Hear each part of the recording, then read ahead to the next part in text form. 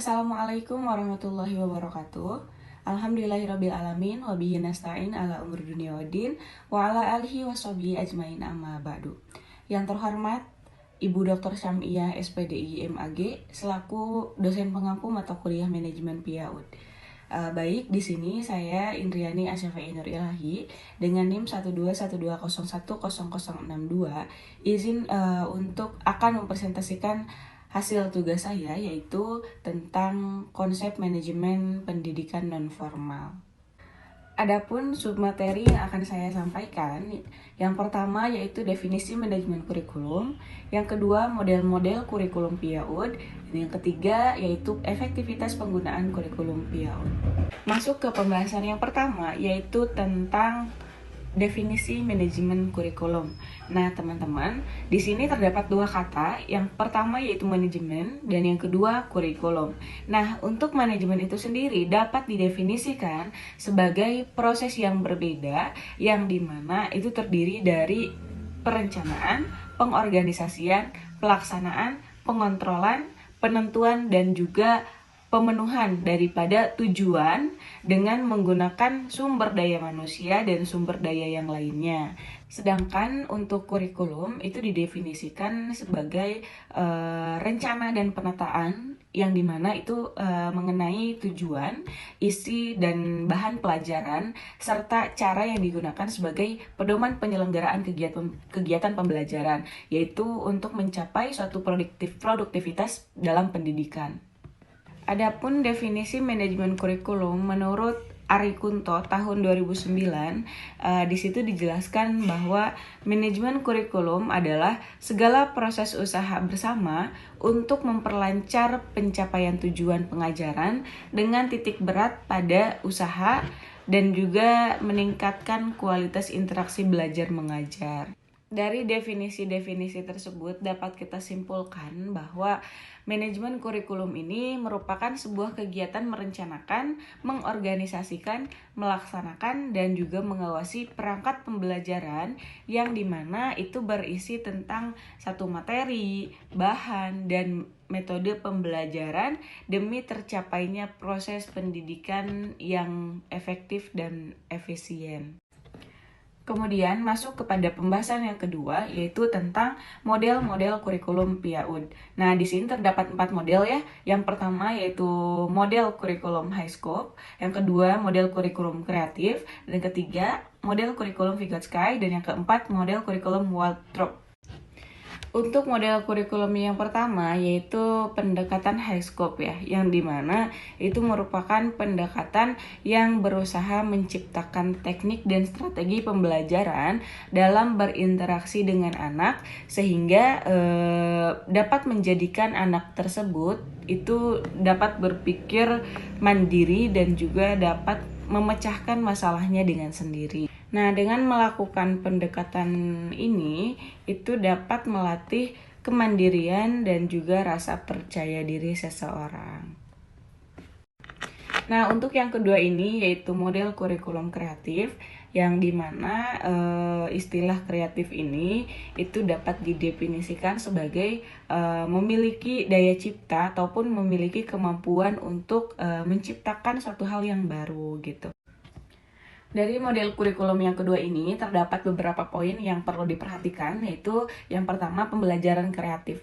Nah, pembelajaran kreatif ini ada kaitannya gitu ya dengan pemikiran Jean Piaget dalam Raheli tahun 2018 yang dimana pemikirannya itu mengenai cognitive development perspective yang fokus pada bagaimana anak ini dapat berpikir dan juga bagaimana pemikiran si anak tersebut dapat mempengaruhi perkembangan mereka. Nah, dengan pemikiran Piaget ini itu percaya bahwa anak-anak dapat tumbuh secara alamiah untuk menjelajahi dunianya sendiri. Jadi pemikiran tersebut sesuai dengan istilah kreatif itu sendiri, yang dimana itu berarti menciptakan ataupun menciptakan sesuatu yang baru. Untuk model kurikulum yang ketiga yaitu model kurikulum Vygotsky. Nah, Lev Vygotsky gitu ya dalam Deot tahun 2019.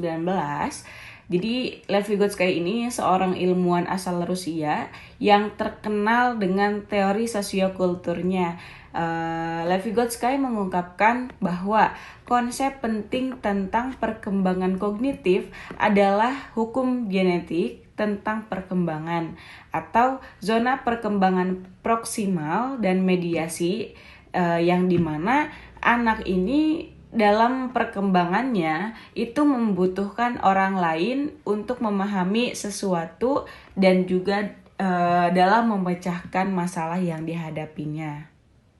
Selanjutnya di sini ada model kurikulum Waldorf. Nah, Waldorf ini berasal dari Jerman, yang dimana ini tuh udah menyebar gitu ya ke seluruh dunia.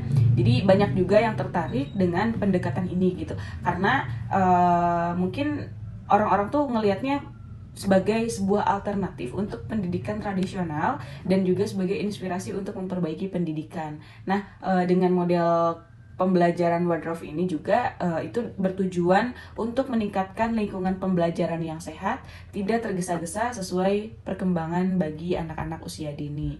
Nah, jadi mungkin pendidikan anak usia dini Waldorf ini telah menerapkan gitu pada berbagai tempat pelayanan, termasuk rumah dan tempat penitipan anak, dengan program dukungan orang tua dan juga program-program taman kanak-kanak dan berbagai usia bagi anak-anak 3-7 tahun. Untuk materi selanjutnya yaitu efektivitas penggunaan kurikulum PIAUD.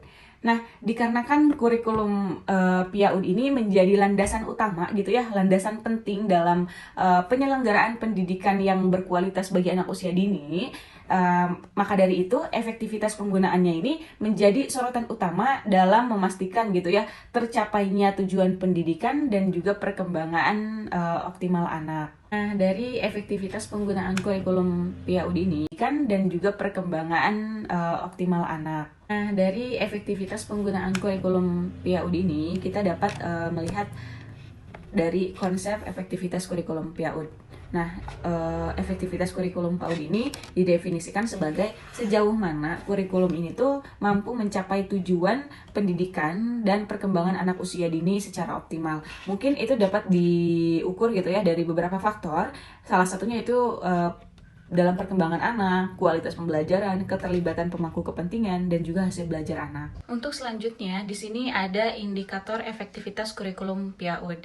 Nah, terdapat beberapa indikator yang dapat digunakan untuk mengukur efektivitas kurikulum PIAUD. Di antaranya yaitu yang pertama tingkat partisipasi anak, kemudian ketersediaan sarana dan prasarana, kompetensi guru, keterlibatan orang tua, dan juga hasil belajar anak.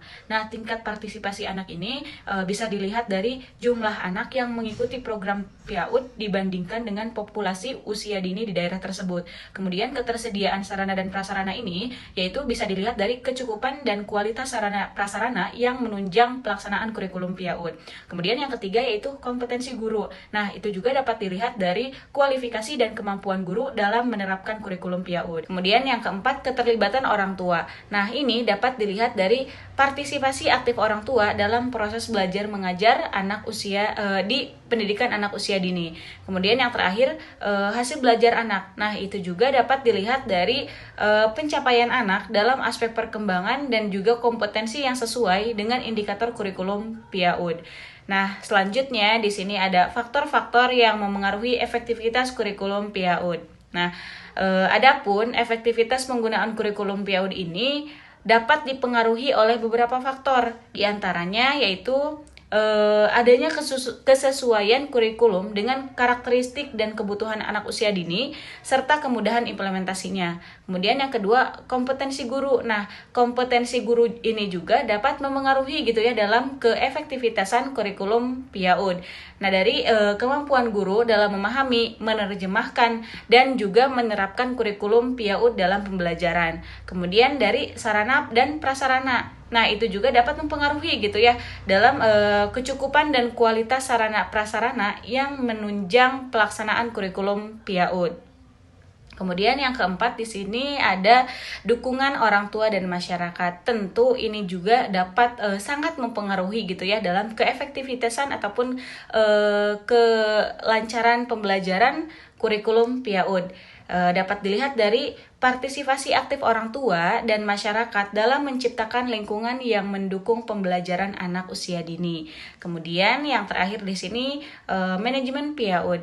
Nah, dapat dilihat juga dalam keefektifan pengelolaan PIAUD termasuk dalam perencanaan, pelaksanaan, monitoring dan juga evaluasi program yang ada di lembaga tersebut.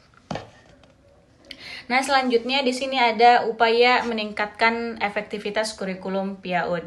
Nah, adapun upaya strategis gitu ya untuk meningkatkan efektivitas penggunaan kurikulum PIAUD, yaitu diantaranya yang pertama merancang kurikulum yang sesuai dengan karakteristik dan kebutuhan anak usia dini serta beradaptasi pada perkembangan holistik anak. Itu yang pertama, yaitu pengembangan kurikulum yang berpusat pada anak. Kemudian yang kedua, peningkatan kompetensi guru, yaitu dapat memberikan pelatihan dan juga pengembangan profesi berkelanjutan bagi guru pendidikan anak usia dini untuk meningkatkan pemahaman dan juga kemampuan guru tersebut dalam menerapkan kurikulum. Yang ketiga, di sini adanya penyediaan sarana dan prasarana yang memadai. Nah, dapat melengkapi pendidikan anak usia dini dengan sarana prasarana yang dibutuhkan untuk mendukung pelaksanaan kurikulum PIAUD. Kemudian yang keempat, adanya penguatan peran orang tua dan juga masyarakat yang ada di sekitar, yaitu dengan mengingatkan partisipasi aktif orang tua dan masyarakat dalam mendukung proses belajar mengajar anak di pendidikan anak usia dini ataupun di PIAUD. Kemudian yang terakhir di sini adanya penyelenggaraan manajemen PIAUD yang efektif. Nah, mungkin dapat menerapkan sistem pengelolaan PIAUD yang terencana, terstruktur dan juga terukur dalam memastikan efektivitas pelaksanaan kurikulum. Dari pembahasan kali ini dapat saya simpulkan yaitu manajemen kurikulum PIAUD merupakan suatu pendekatan yang penting dalam mengelola proses pendidikan anak usia dini, yang dimana itu melibatkan perencanaan, pengorganisasian, pelaksanaan, dan juga evaluasi kurikulum. Nah, model kurikulum PIAUD ini mencakup berbagai pendekatan dan strategi dalam menyusun materi pembelajaran yang sesuai dengan perkembangan anak usia dini, dan juga efektivitas penggunaan kurikulum PIAUD itu sangat bergantung pada kesesuaian antara kurikulum yang disusun dengan kebutuhan dan karakteristik anak, serta kemampuan pendidik ataupun kemampuan guru dalam menerapkannya secara kreatif dan juga responsif dalam proses belajar mengajar. Nah, mungkin cukup sekian yang dapat saya sampaikan, kurang lebihnya mohon dimaafkan. Wassalamualaikum warahmatullahi wabarakatuh.